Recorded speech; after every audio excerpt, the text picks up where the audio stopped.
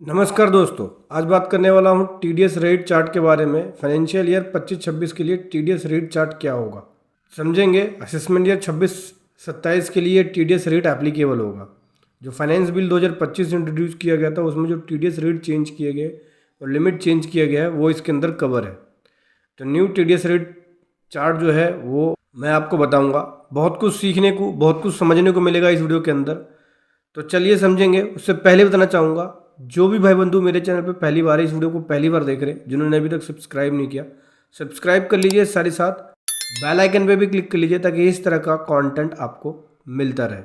सबसे पहला है यहाँ पे टीडीएस रेट चार्ट के अंदर पेमेंट ऑफ सैलरी। तो सैलरी के लिए जो लिमिट है वो बेसिक एग्जामिनेशन लिमिट के अकॉर्डिंग थ्योरेटिकल लिमिट होती है और इसमें नॉर्मल स्लैब रेट होता है। जैसे कि 12 लाख की लिमिट कर दी है तो 12 लाख की लिमिट के अकॉर्डिंग इसके अंदर टीडीएस कटेगा। ठीक है, तो उसके लिए आपको सैलरी से रिलेटेड जो स्लैब रेट है, इंडिविजुअल सैलरी स्लैब रेट, वो देखना पड़ेगा, जो कि मैं आपकी अपनी पुरानी वीडियो में बता चुका हूँ। ठीक है, अभी हम समझेंगे सैलरी के अलावा, जैसे कि 192A के अंदर प्री मैच्योर ईपीएफ विड्रॉल अगर आप करते हैं तो इसमें थ्योरेटिकल लिमिट 50,000 है। 50,000 से अमाउंट एक्सीड होगा तो 10% का टीडीएस कटेगा ईपीएफ का। इंटरेस्ट ऑन सिक्योरिटीज, इसकी थ्योरेटिकल लिमिट 10,000 रुपये है। 10,000 से अमाउंट क्रॉस करेगा तो 10% का टीडीएस कटेगा। 194 में डिविडेंड आ जाओ। डिविडेंड के अंदर थ्योरेटिकल लिमिट इसमें भी 10,000 है, 10% का टीडीएस कटेगा। उसके बाद 194A में आ जाओ, इंटरेस्ट अदर देन सिक्योरिटीज़। ठीक है, अदर देन सिक्योरिटीज़ का इंटरेस्ट है तो उस केस में सीनियर सिटीजन के केस में 1 लाख की लिमिट है। ठीक है, अदर के केस में 50,000 की लिमिट है, जिसपे 10% का टीडीएस कटेगा। यानी सीनियर सिटीजन को 1 लाख की लिमिट मिल जाएगी, थ्योरेटिकल लिमिट, और सीनियर सिटीजन के अलावा कोई पर्सन है तो उसमें 50,000 की लिमिट होगी। इंटरेस्ट जो होगा अदर देन सिक्योरिटीज़ का, जैसे बैंक का, पोस्ट ऑफिस का, कोऑपरेटिव सोसाइटी का इंटरेस्ट होता है तो। ठीक है, इसके अलावा अगला बात करें 194B के अंदर lottery winning cross word puzzle. इसके अंदर पर ट्रांजैक्शन 10,000 की लिमिट है, 30% का टीडीएस है इसमें। ठीक है, बेसिकली बोले तो 10,000 की लिमिट है इसके अंदर। 10,000 से अमाउंट क्रॉस होगा तो उस केस में 30% का टीडीएस कटेगा। 194BA winning from online games, अगर ऑनलाइन गेम्स खेलते हैं आप तो उस केस में थ्योरेटिकल लिमिट कुछ भी नहीं है। 1 रुपये की इनकम होगी तो भी उस पर 30% का टीडीएस कट जाएगा। 194BB winning from horse race, इसमें भी 10,000 की लिमिट है, इस पर 30% का टीडीएस कटेगा। उसके बाद 194C पेमेंट टू कॉन्ट्रैक्टर, इसमें सिंगल बिल 30,000 का है और पूरे साल का 1,00,000 रुपये अगर क्रॉस होता है या एग्रीगेट उसका 1,00,000 रुपये क्रॉस होता है तो उस केस में इसकी लिमिट होगी। यानी एक बिल अगर 30,000 से क्रॉस हो गया तो आपको टीडीएस काटना होगा, या फिर सभी बिल को जोड़ के 1,00,000 से क्रॉस हो गया तो आपको टीडीएस काटना होगा। इंडिविजुअल एचयूएफ के लिए 1% टीडीएस कटेगा, कंपनी फर्म एलएलपी के लिए 2% टीडीएस कटेगा। ठीक है, 194D insurance and insurance commission, insurance commission का 20,000 रुपये यहाँ पे लिमिट कर दिया। अब इसके अंदर जो टीडीएस का रेट होगा वो टिल 30 सितंबर तक 5% था और 1 अक्टूबर 24 से इसका रेट 2% कर दिया। ठीक है, 194D में तो इंश्योरेंस कमीशन पे टीडीएस का रेट घटा दिया है, 2% कर दिया है, और लिमिट भी 20,000 की मिलेगी यहाँ पे। 194DA लाइफ इंश्योरेंस पे आउट है तो 1,00,000 रुपये की लिमिट है, इसमें भी 2% का टीडीएस कटेगा। ठीक है, और 194G commission on lottery ticket का है तो 20,000 रुपये यहाँ पे लिमिट है, इसमें भी 2% टीडीएस कटेगा 1 अक्टूबर 24 के बाद से। उससे पहले 5% था। 194H के अंदर बात करें कमीशन एंड ब्रोकरेज के बारे में, तो 20,000 की यहाँ पे लिमिट है।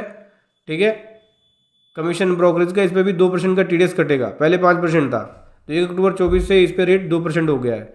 194I की बात करें रेंट के ऊपर, तो रेंट के ऊपर 50,000 रुपये पर मंथ के हिसाब से थ्योरेटिकल लिमिट होगा। 50,000 रुपये पर मंथ का रेंट अगर क्रॉस होता है तभी टीडीएस कटेगा, यानी एनुअली 6,00,000 रुपये की लिमिट मिल गई, पहले इस पर 2,40,000 की लिमिट थी। ठीक है, तो उसके अकॉर्डिंग लैंड एंड बिल्डिंग का 10% है, प्लांट एंड मशीनरी का 2% टीडीएस कटेगा। प्रोफेशनल फीस की बात करें तो प्रोफेशनल फीस के अंदर भी रेट को चेंज कर दिया है, मतलब बेसिकली लिमिट चेंज कर दिया, रेट तो यहाँ पे 10% ही है। लिमिट पहले 30,000 थी, अभी 50,000 की लिमिट मिल जाएगी। प्रोफेशनल फीस या टेक्निकल फीस 194J के अंदर 50,000 रुपये से ऊपर अमाउंट क्रॉस होगा तभी टीडीएस कटेगा।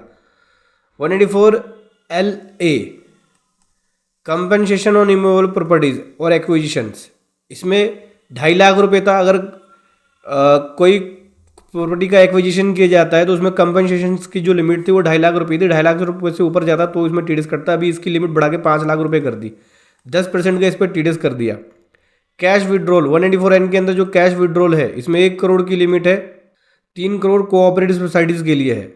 20 लाख से 1 करोड़ होता है तो उस केस में 2% टीडीएस कटेगा, यानी जो विड्रॉल है वो 20 लाख से या 1 करोड़ के बीच में होता है आपका पूरे साल के अंदर, तो इसमें 2% टीडीएस है। लेकिन अगर आपका विड्रॉल 1 करोड़ से ऊपर होता है तो 5% का टीडीएस कटेगा। ई कॉमर्स ऑपरेटर के लिए 194O के अंदर चेंजेस है। 5 लाख की यहाँ पे थ्योरेटिकल लिमिट है। यहाँ पे रेट जो पहले था वो 1% था, 1 अक्टूबर 24 के बाद से अब इस पर रेट होगा वो 0.1% होगा 194O के अंदर। परचेज ऑफ गुड्स की बात करें तो 194Q है परचेज ऑफ गुड्स का, जिसमें 50 लाख की लिमिट है। 50 लाख से ऊपर अमाउंट क्रॉस होगा तो 0.1% का टीडीएस कटेगा। और transfer of virtual digital assets यानी क्रिप्टो करेंसी की बात करें तो उसमें 194S है। इसमें नॉन स्पेसिफाई पर्सन के लिए 10,000 रुपये है और स्पेसिफाई पर्सन के लिए 50,000 रुपये थ्योरेटिकल लिमिट है। इस अमाउंट से क्रॉस होगा तो टीडीएस कटेगा। 1% का यहाँ पे टीडीएस रेट है। ये तो रेट थे इंडिविजुअल्स और रेजिडेंट के लिए। नॉन रेजिडेंट्स के लिए भी कुछ सेक्शंस है, जैसे कि 194E के अंदर कटेगा। अगर स्पोर्ट्समैन या एसोसिएशन को पेमेंट की जा रही है 194E के अंदर कोई भी लिमिट नहीं होगी, 20% का टीडीएस कटेगा। 194LB के अंदर है इंटरेस्ट पे किया जा रहा है इंफ्रास्ट्रक्चर डेप्ट फंड का, तो उस केस में भी थ्योरेटिकल लिमिट कोई नहीं होगी, 5% का टीडीएस कटेगा। Interest on foreign currency loans, foreign currency loan के ऊपर 194LC थ्योरेटिकल लिमिट कुछ भी नहीं है, 5% का इसमें टीडीएस कटेगा। अदर पेमेंट की जा रही है नॉन रेजिडेंट को 195 के अंदर टीडीएस कटेगा। इसमें भी लिमिट कुछ भी नहीं है, 20% का रॉयल्टी और टेक्निकल फीस के लिए और 10% का लॉन्ग टर्म कैपिटल गेन के लिए। यानी लॉन्ग टर्म कैपिटल गेन पे जो नॉन रेजिडेंट होंगे उनका 10% अब टीडीएस कटेगा अगर पेमेंट की जा रही है नॉन रेजिडेंट। पहले नॉन रेजिडेंट को लॉन्ग टर्म कैपिटल गेन पे टीडीएस नहीं कटता था।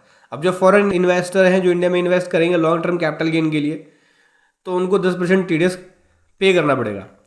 चेंजेस की बात करें तो क्या चेंजेस हुआ है, फाइनेंस बिल 2025 के अकॉर्डिंग क्या क्या चेंजेस हुआ है। इंटरेस्ट ऑन सिक्योरिटीज के अंदर चेंज हुआ है, इसकी थ्योरेटिकल लिमिट इंक्रीज कर दी। पहले 5,000 रुपये थी इंटरेस्ट ऑन सिक्योरिटीज का, अभी 10,000 रुपये कर दिया। उसके बाद 194A के अंदर चेंज हुआ अदर देन सिक्योरिटीज क्या, इसके अंदर थ्योरेटिकल लिमिट जो सीनियर सिटीजन को है वो डबल मिल रही है, यानी 1 लाख रुपये की लिमिट मिल रही है। और अदर के केस में 50,000 की लिमिट मिलेगी, बैंक या पीओ या कोऑपरेटिव सोसाइटी का रहता है तो। इसके अलावा अदर कोई सिक्योरिटीज है तो उसके केस में 10,000 की लिमिट मिल जाएगा। 194B के अंदर लॉटरी एंड विनिंग का टीडीएस एप्लीकेबल होगा सिंगल ट्रांजेक्शन्स पे, अगर एक्सीड हो जाता है 10,000 से ज़्यादा तो। 194I के अंदर बात करें तो यहाँ पे जो टीडीएस का रेट है थ्योरेटिकल लिमिट है वो इंक्रीज कर दिया। किसके केस में, रेंट के केस में 50,000 रुपये पर मंथ यानी 6 लाख रुपये की लिमिट मिल गई भैया। पहले 2,40,000 की लिमिट थी एनुअली, इसमें 6 लाख रुपये की लिमिट मिल जाएगी आपको एनुअली। प्रोफेशनल फीस के अंदर भी 50,000 लिमिट थी, अभी सीधा 30,000 लिमिट थी, अभी सीधा 50,000 रुपये बढ़ा दिया। ठीक है। टीडीएस रेट भी 1 अक्टूबर 24 से चेंज हुए हैं, जैसे कि 194G के अंदर हुआ है 5 से 2% कर दिया। ब्रोकरेज के अंदर हुआ है 5 से 2% कर दिया, कमीशन का होता है, ब्रोकरेज एंड कमीशन बोल लो आप। ई कॉमर्स के लिए भी हुआ है जो कि 1% पहले लगता था, अब 0.1% लगेगा। ठीक है, ई कॉमर्स का। तो ये सभी टीडीएस रेट में चेंजेस आया है।